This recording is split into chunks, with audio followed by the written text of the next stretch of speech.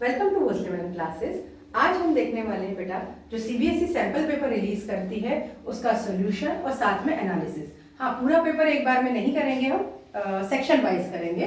तो जो sample paper है उसका जो क्वेश्चन सेक्शन जो बी है आज हम उसको देखेंगे। उसका पहले एनालिसिस करते हैं। उसमें 21 नंबर पे है केमिस्ट्री का क्वेश्चन, 22 और 23 पे है बायो का क्वेश्चन, 23 क्वेश्चन में एक आता है और वाला क्वेश्चन बेटा, यहाँ आपको चॉइस मिल जाती है। 24 नंबर पे फिजिक्स का क्वेश्चन आता है, 25 में भी फिजिक्स आता है पर उसको और है, और 26 पे अगेन बायो का क्वेश्चन आता है। मैं ये नहीं कहूंगी कि सेम नंबर पे सेम क्वेश्चन आएंगे आपके पेपर में, पर आपका जो बी सेक्शन आएगा मेन पेपर का उसमें भी बी सेक्शन में आपको बायो के 3 क्वेश्चन होंगे। देखिए आपके बायोलॉजी के 3 क्वेश्चन है, फिजिक्स से आपको 2 क्वेश्चन आएंगे और केमिस्ट्री से आपको 1 क्वेश्चन करने आएगा। और ये जो क्वेश्चन होते हैं ये 2 मार्क्स ईच होते हैं, तो टोटल इसका वेटेज कितना है 12 मार्क्स का है। और ये बहुत इजी होते हैं पर थोड़े कंसेप्चुअल होते हैं, तो अगर आपको कंसेप्ट पता है तो यू कैन राइट इजीली। बहुत बड़ा लिखने नहीं जाना है, बहुत छोटा भी नहीं लिखना है, टू द पॉइंट लिखना है। और पॉइंट मैंने कहा ना, पॉइंट में आंसर देना है, कीवर्ड भूलना नहीं है कि अगर पूछा है, जैसे अभी हम क्वेश्चन जब सॉल्व करेंगे तो मैं आपको और डिटेल बताऊंगी कैसे लिखना है। बी सेक्शन से स्टार्ट करेंगे। फर्स्ट क्वेश्चन है 21 क्वेश्चन है identify the type of following reaction stating the reason for your answer. बेटा 2 मार्क का क्वेश्चन है तो बहुत टू द पॉइंट आपको आंसर देना होगा।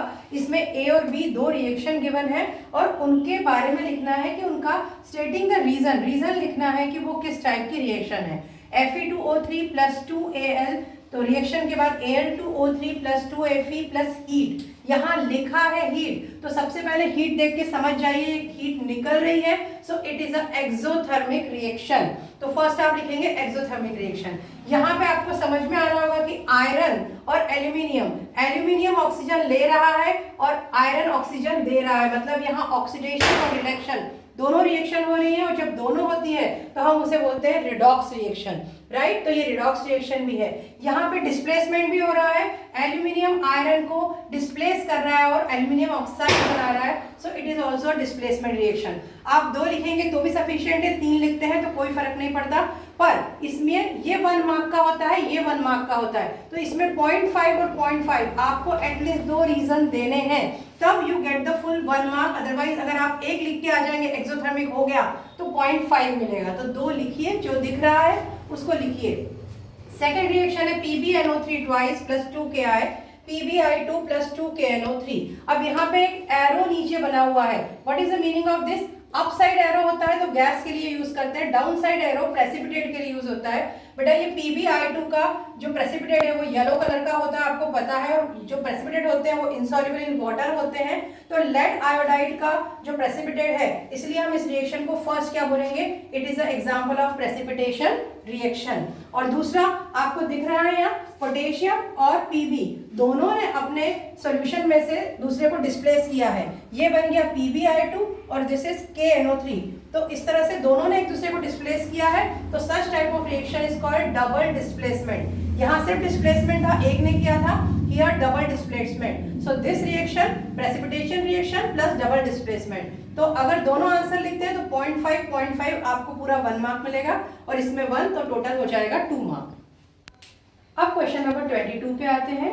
Differentiate between alveoli and nephron on the basis of the following points. ये बायोलॉजी का क्वेश्चन है और इसमें बेटा उन्होंने दे दिया है फॉलोइंग पॉइंट्स पे ही लिखना है, तो इजी है, हमें उन पॉइंट्स को कवर करना है। फर्स्ट दिया हुआ है फीचर, किस किस का दिया है बेटा? एल्वियोलाई और नेफ्रॉन। आपको पता होगा एल्वियोलाई प्रेजेंट होते हैं लंग्स में और नेफ्रॉन होते हैं किडनी में। तो फर्स्ट क्वेश्चन है उनका स्ट्रक्चर एंड लोकेशन। एल्वियोलाई कहाँ होते हैं? आइए हम डायग्राम से समझते हैं। जब हमारा ट्रेकिया आता है, ट्रेकिया डिवाइड होता है 2 ब्रोंकाई में, क्योंकि दोनों तरफ एक एक लंग्स है आपकी। ब्रोंकियाई डिवाइड होते हैं ब्रोंकियोलस में, और ब्रोंकियोलस के एंड पॉइंट पे इस तरह के बलून जैसा स्ट्रक्चर होता है, इसको हम बोलते हैं एल्वियोलाई।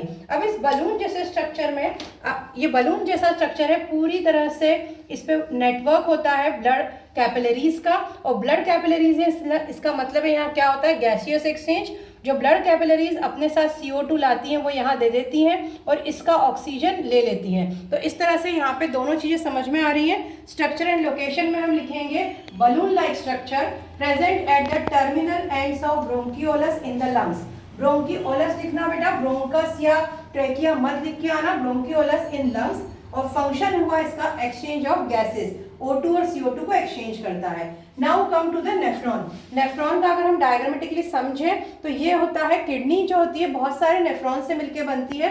ये बोमेंस कैप्सूल है, ये ग्लोमेरुलस है, इसमें रीनल आर्टरी से और रीनल वेन से ब्लड आता है और वापस यहाँ से सी होके छन के निकल जाता है। अब यहाँ पे क्या होता है, इसका मेन काम है फिल्ट्रेशन और रीएब्जॉर्प्शन। यहाँ से कोई भी यूजफुल एलिमेंट्स, आप कहेंगे amino acid, fat, protein, glucose, even वो इसके आसपास भी ब्लड कैपिलरीज होती हैं, थोड़ा भी अगर वाटर भी अगर एक्स्ट्रा जा रहा होगा वो उसको भी रीएब्जॉर्ब करता है। तो इसका अगर स्ट्रक्चर देखेंगे तो किस तरह का है, टेब्यूलर है और लोकेशन कहाँ है, प्रेजेंट इन किडनी, राइट। और फंक्शन क्या है, मेन फंक्शन है इसका filtration of blood to form urine. ये यूरिन बनाता है, यहाँ से ये यूरिनरी डक्ट में जाता है और यूरिन कलेक्ट कर ली जाती है यूरेथ्रा में। अब यहाँ पे आता है सेकेंड, इसका फंक्शन हम लिख सकते हैं रीएब्जॉर्प्शन, क्योंकि ये रीएब्जॉर्ब करता है। So filtration is a main function and reabsorption is a second. So इस तरह से कंप्लीट होता है क्वेश्चन नंबर 22। आइए अब समझते हैं क्वेश्चन नंबर 23। बेटा 23 में और है 2 क्वेश्चन है, इनमें से कोई एक करना है, दोनों करके नहीं आना है, नंबर देने वाले को बहुत कंफ्यूजन होता है। सो ए क्वेश्चन है, list the step for the synthesis of glucose by the plants. इसमें भी 2 नंबर में एक क्वेश्चन ये अलग है। सेकंड है, what special feature is found in the desert plant related to this process. तो दोनों का आंसर लिखना है आपने।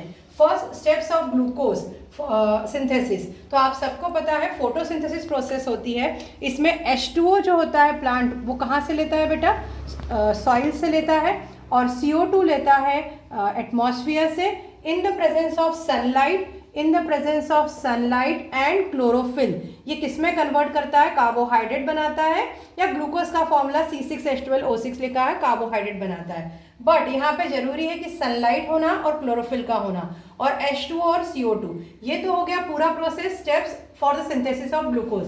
तो हम स्टेप्स में लिख सकते हैं photosynthesis, the name of process, absorption of light by chlorophyll. इन दोनों में से कोई भी एब्सेंट होगा, फोटोसिंथेसिस प्रोसेस नहीं होती है। उसके बाद conversion of light energy into chemical energy. Light energy को हमने किस में कन्वर्ट किया, केमिकल एनर्जी में। अब सेकेंड क्वेश्चन है, special feature in found in desert plants. बेटा डेजर्ट प्लांट्स डेजर्ट में होते हैं, वहाँ पे वैसे ही वाटर की बहुत कमी होती है, आपने देखा होगा इस तरह से होते हैं, वहाँ पानी बहुत कम होता है, और अगर वो दिन में अपना स्टोमेटा अगर ओपन कर देते हैं बेटा तो ट्रांसमिशन हो जाएगा, सारा पानी निकल जाएगा, और स्टोमेटा ओपन करने से ही CO2 लीफ के अंदर आता है। अब अगर वो डे टाइम में नहीं ओपन कर सकते क्योंकि उनका वाटर सारा ट्रांसमिट हो जाएगा, तो ये डेजर्ट प्लांट क्या करते हैं, take up CO2 at night. वो रात में तो खोल सकते हैं, वो रात में स्टोमेटा ओपन करते हैं और CO2 ले लेते हैं, पर CO2 रात में सनलाइट नहीं है तो फोटोसिंथेसिस प्रोसेस नहीं होगी, तो वो क्या करते हैं, CO2 लेते हैं और उसका एक इंटरमीडिएट क्या बोल सकते हैं हम उसको, इंटरमीडिएट एलिमेंट या सब्सटेंस बना लेते हैं, जो नाइट में वो सेव करके रख लेते हैं, और अगेन जब डे टाइम में लाइट आती है तो they again convert into CO2, और वापस जो प्रोसेस होती है फोटोसिंथेसिस की वो नॉर्मल हो जाती है। तो इस तरह से आप दोनों आंसर लिखेंगे, तब आपको 1 and 1 2 मार्क्स मिलेगा। अब और क्वेश्चन आता है सेकेंड वाला, explain the role for the following enzymes in the process of digestion of food in humans. First है सलाइवरी अमाइलेज, आप सबको पता है ये कहाँ होता है, सलाइवरी अमाइलेज होता है आपके माउथ में, सलाइवरी ग्लैंड्स होती हैं, they secrete the salivary amylase and the digestion of starch start from the mouth, और मोस्टली 30% ऑफ स्टार्च यही डाइजेस्ट हो जाता है, it convert into maltose. Second है पेप्सिन, पेप्सिन आपका स्टमक रिलीज करता है एंजाइम, और डाइजेशन ऑफ प्रोटीन स्टार्ट हो जाता है स्टमक के अंदर।